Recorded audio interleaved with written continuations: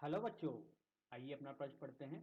आयाम मोडुलित तरंग का समीकरण है E बराबर ई सी वन धन E M sine omega M T sine omega C T, जहाँ E M sine omega M T मॉडुलक सिग्नल तथा ई सी साइन ओमेगा सी वाहक सिग्नल है।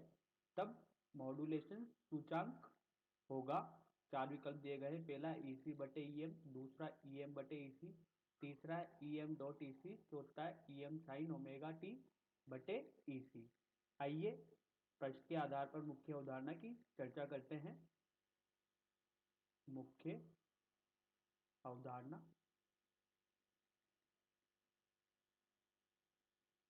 संचार व्यवस्था में जो संदेश तरंग होती है, जिनकी आवृत्ति बहुत निम्न आवृत्ति होती है, निम्न आवृत्ति की तरंगें होती है। जब इन तरंगों को दूर तक प्रेक्षित करना होता है तो ये तरंगें प्रेक्षित नहीं हो पाती, क्योंकि इनकी आवृत्ति कैसी होती है, निम्न होती है। तो यहां पर क्या किया जाता है, वाहक तरंग जिनकी आवृत्ति जो होती है बहुत उच्च होती है, ये तरंगे उच्च आवृत्ति की होती है, इनके साथ इनको अध्यारोपित किया जाता है। वाहक तरंग को संदेश तरंग के साथ अध्यारोपित कर देते हैं। तब यहां पर अध्यारोपित करते हैं तो अपने पास इस प्रक्रिया को अपन बोलते हैं मॉड्यूलेशन।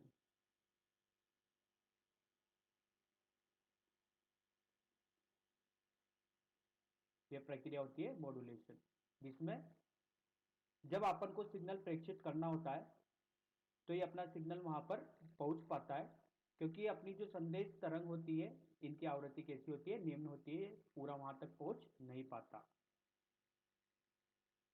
अगर यहां पर अपन बात करें तो मॉड्यूलक सिग्नल अपन को बताया गया है।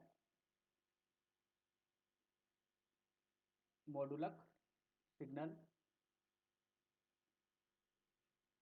ये बताया गया अपन को E M sine omega M T. E M क्या है, यहां पर आयाम है इसका, मॉड्यूलक सिग्नल का। वाहक सिग्नल की बात की जाए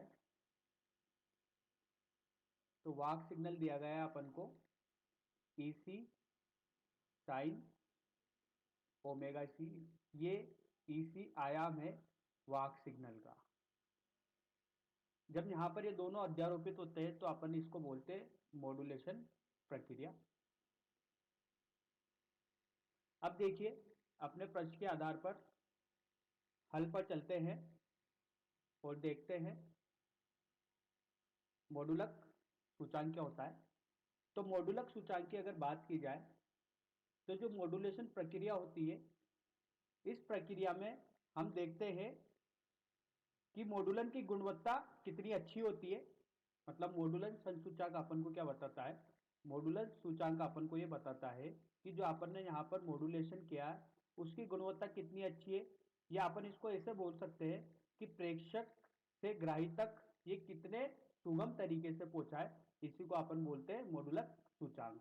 तो मॉड्यूलक सूचांक को जो दिया जाता है वो इस तरीके से दिया जाता है। मॉड्यूलक सूचांक इसको प्रदर्शित करते छोटा एम से ही होता है अपन का मॉड्यूलक सिग्नल का आयाम। मॉड्यूलक सिग्नल का आयाम जिसे अपन को दिया गया है ई एम बटे वाहक सिग्नल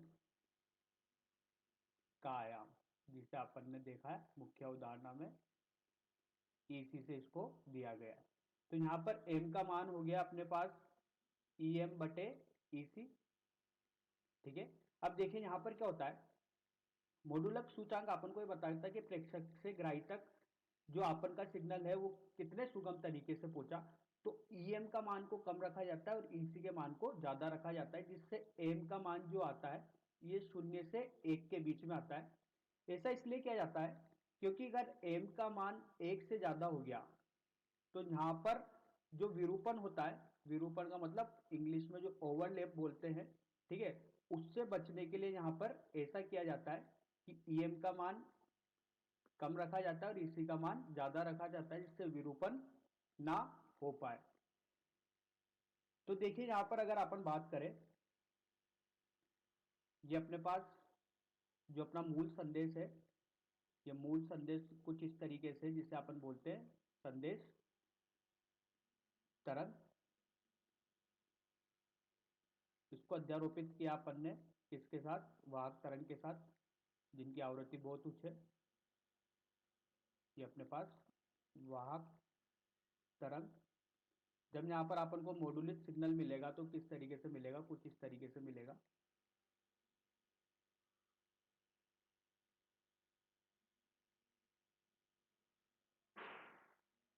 देखिए यहाँ पर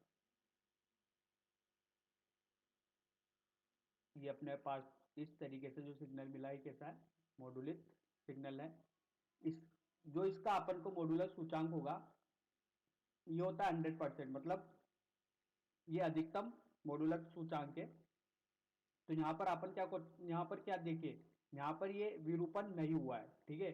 तो जब अगर इससे ज्यादा m का मान चल जाता है तो यहाँ पर विरूपण हो जाता है, मतलब संदेश तरंग और वाहक तरंग एक दूसरे के ऊपर आ जाते हैं, इसी को अपन बोलते हैं विरूपण। तो इस तरीके से m का मान यहाँ पर 0 से 1 के बीच में रखा जाता है। तो बच्चों आशा करता हूँ आपको यह समझ में आया होगा। धन्यवाद।